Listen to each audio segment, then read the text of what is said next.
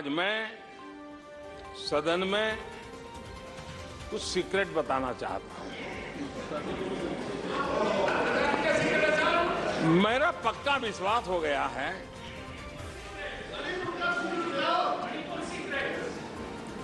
कि विपक्ष के लोगों को एक सीक्रेट वरदान मिला हुआ है।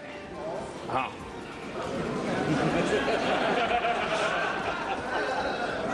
सीक्रेट वरदान मिला हुआ है और वरदान ये कि ये लोग जिसका बुरा चाहेंगे उसका भलाई ही होगा।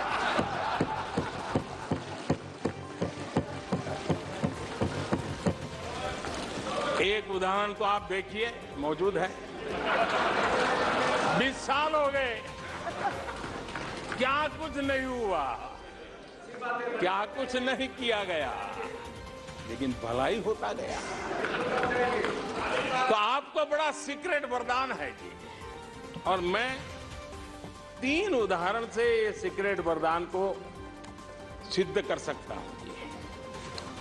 आपको ध्यान होगा कि इन लोगों ने कहा था बैंकिंग सेक्टर के लिए, बैंकिंग सेक्टर डूब जाएगा, बैंकिंग सेक्टर तबाह हो जाएगा, देश खत्म हो जाएगा, देश बर्बाद हो जाएगा, न जाने क्या क्या कहा था।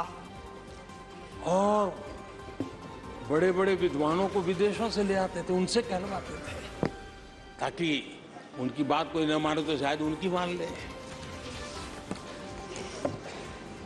हमारे बैंकों की सेहत को लेकर के भांति भांति की निराशा, अफवाह फैलाने का काम इन्होंने पुरजोश किया। और जब इन्होंने बुरा चाहा बैंकों का, तो हुआ क्या? हमारी public sector banks net profit 2 गुने से ज्यादा हो गया। इन लोगों ने फोन बैंकिंग घोटाले की बात,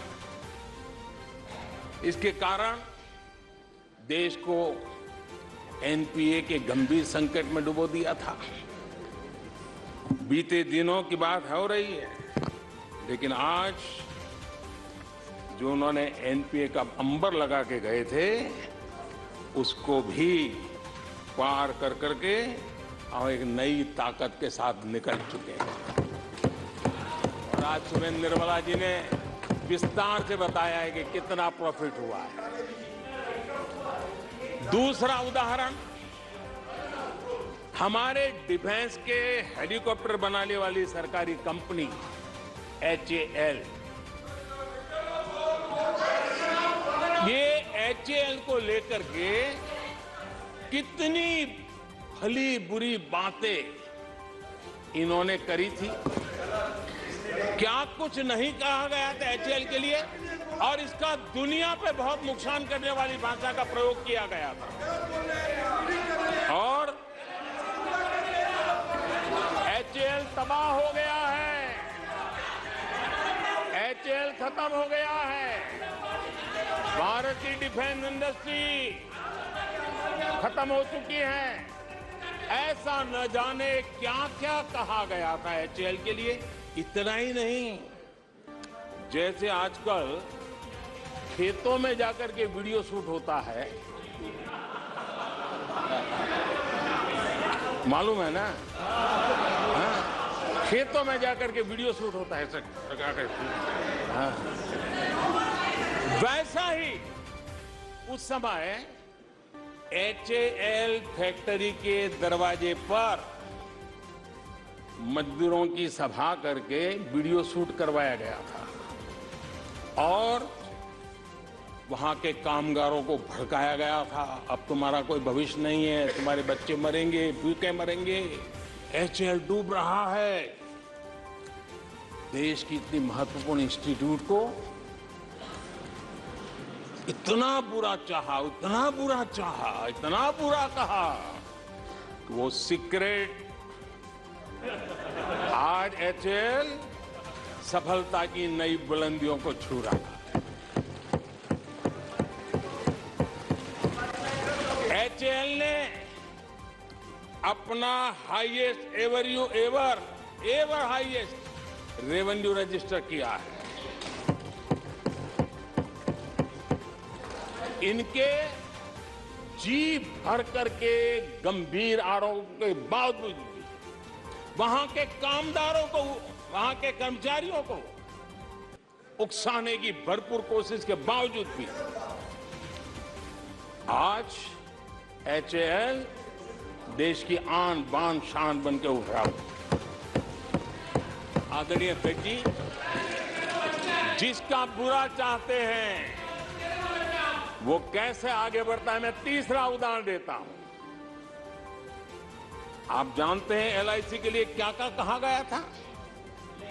एलआईसी बर्बाद हो गई, गरीबों के पैसे डूब रहे हैं, गरीब कहां जाएगा, बेचारे ने बड़ी मेहनत से एलआईसी में पैसा डाला है। क्या कहें, जितनी उनकी कल्पना शक्ति थी, जितने उनके दरबारियों ने कागज पकड़ा दिए थे, सारे बोल लेते थे वो, सारे बोल लेते थे। लेकिन आज एलआईसी लगातार मजबूत हो रही है। शेयर मार्केट में रुचि रखने वाले को भी ये गुरु मंत्र है कि जो सरकारी कंपनियों के लोग गाली देना, आप उसमें दांव लगा दीजिए, साहब अच्छा ही होने वाला है।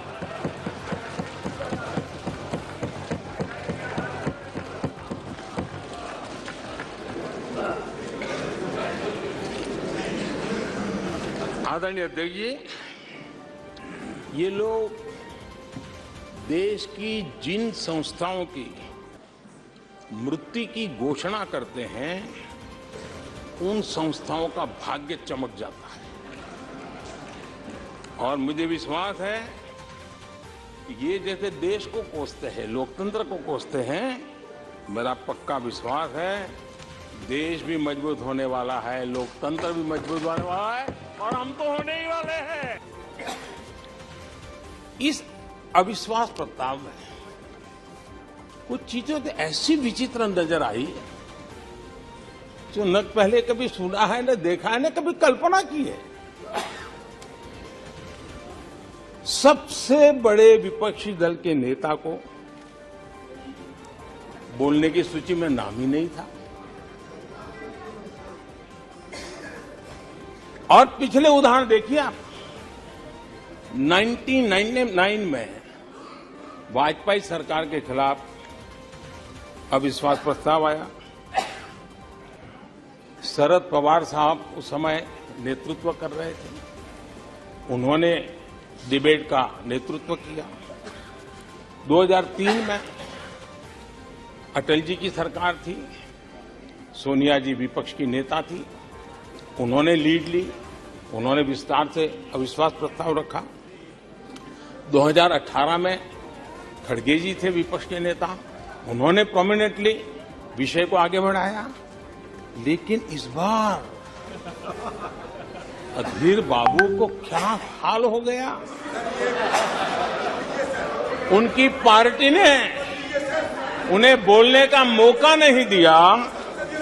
ये तो कल अमित भाई ने बहुत जिम्मेवारी के साथ कहा कि भाई अच्छा नहीं लग रहा है, और आपकी उदारता थी कि उनका समय समाप्त हो गया था, तो भी आपने उनको आज मौका दिया। लेकिन गुड़ का गोबर कैसे करना, उसमें ये माहिर है।